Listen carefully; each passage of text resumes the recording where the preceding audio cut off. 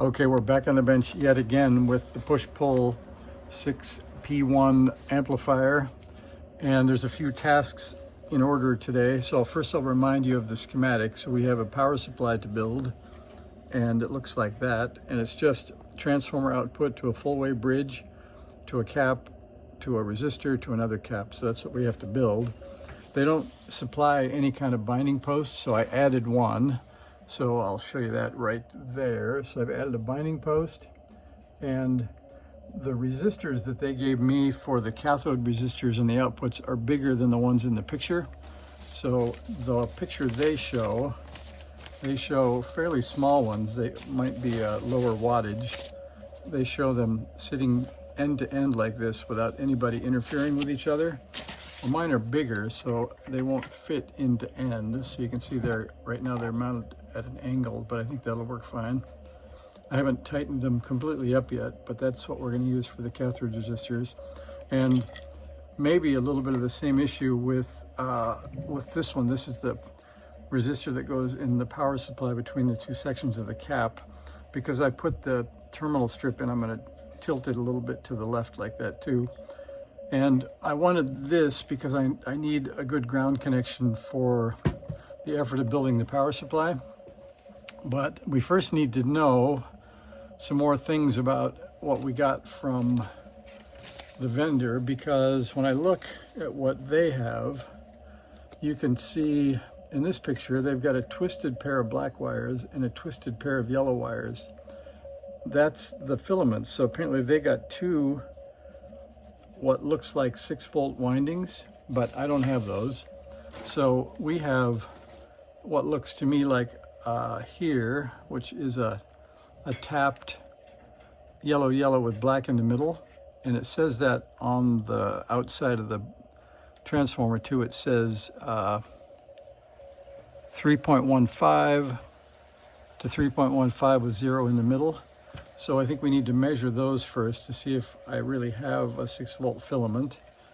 And then on the green wires, they say that I get 230 volts at 200 milliamps with green to green. But I have green, and yellow. So I think it's another center tap of some kind. So I think the next thing we have to do is I have the primary of the transformer is wired, the two reds and the two blacks together in parallel, which is what they told me in the schematic. There's a little, what do you say that, a call out or a separate area down here where they say that's how you wire for 110. And we have 120, so that should be okay. So I think we're going to get out the Klein here. We're going to power up and be careful not to short anything, and see if we can measure a few things. So the meter, I've got some hooks that are sort of stiff and hard to use, so I'm going to hook them up before the action starts, and then we'll measure, and we'll write down our results over there so we can see what we have coming up for wiring.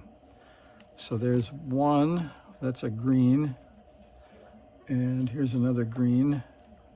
We're also going to find out if I wired the switch correctly. I tried to guess which way would be up for on and down for off, but we'll find out in a minute. And then let's see, we plugged in the cord they gave me, which is actually pretty short, but I think it'll reach to here. So let's see, the Klein wakes up first on AC, and it's auto ranging. So we'll plug this in. And apparently on is not up, so I guessed wrong there. Okay, so on is down. We'll flip that around. All right, so from green to green, we have 260 volts. And we'll turn that off again. We'll actually unplug it so I don't get shocked. And then we will measure from one green to yellow. See what we get there. So green to yellow, I get 150. That's not perfect. Oops, I wrote it in the wrong place too. 260 was green to green. 150.7. I guess we'll do 2 of these. So we'll do to the other green. Turn that off. And we'll do yellow to the other green.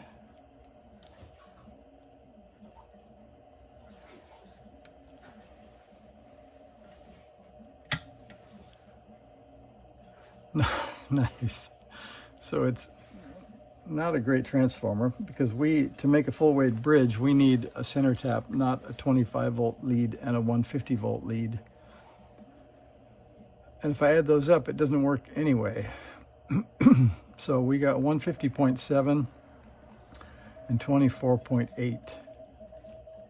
So it's not clear how that can work or if there's something else going on. So let's turn that off and see how it is one more time, just back green to green to see if that was really 260.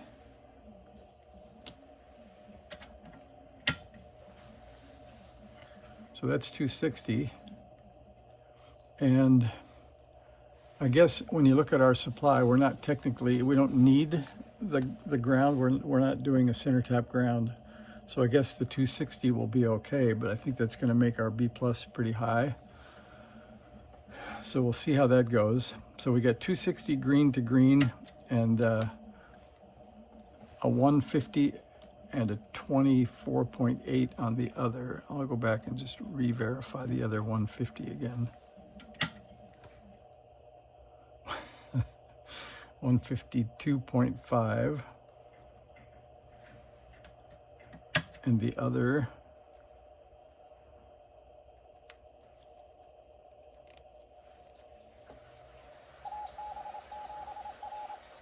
is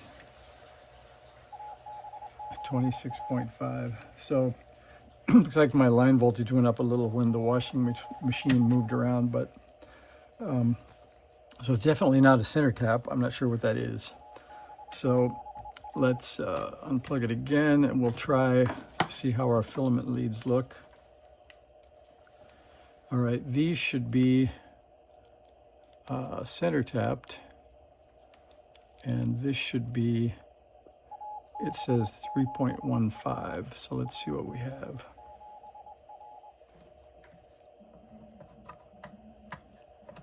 We have